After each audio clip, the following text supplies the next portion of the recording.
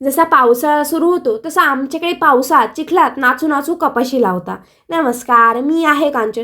त्यामुळे सकाळी सकाळी 6 वाजल्यापासून आमची 7 बाराची भातसरी रानात पाणी भरत असल्यामुळे त्यांच्यासाठी जेवणाचा डबा घेऊन जायचा असतोय. त्यांना तिकडं वाटी लावून आपल्या कपाशी बियाची पिशवी कमराला खोचून त्यातून एक एक बी घेऊन सीआयडीकडून पूर्ण एपिसोड बघितले म्हणून त्यांच्याकडून विदेशी बंदुकीला खड्डे सांडून त्यात एक एक बी लावायची. उसापासून ते जिथपर्यंत फोनच्या कॅमेऱ्याची झूमची शक्ती जाते तिथपर्यंत आपल्याला कापूस लावायचा असतोय. गुड घेतल्या मेंदूसारखंच पोटातल्या फुफ्सांची ताकद कमी पडायला लागली. म्हणजे पाणी पिऊन आणि भातस्त्रियांना पण सोबत कामाला लावून खालचं रान थोडंफार ओढीत नेलं. काम पूर्ण नाही झालं पण पोटातल्या कावळ्यांना भुका लागल्यामुळे रानात असलेले अर्धवट सावलीच्या बाबेच्या झाडाखाली एका डब्यात दोघांचा वाटा करून जेवण केलं.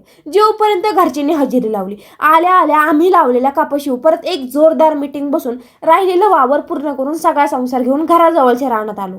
तिथं कपाशी लावायची असती म्हणून प्रत्येकाला त्याच्या वाट्याचा हिस्सा देऊन कामाला सुरुवात. वावर नाही पण रान खांदू खांदू हाताचे कातडे निघून हाताचं खांदलेलं वावर तयार झालं. इकडे लावून होत नाही, तिकडे पावसाने दर्शन दिलं. तरी पण पावसाचा चूक घेऊन दातांचा आवाज जोपर्यंत निघत नाही तोपर्यंत लावली कपाशी.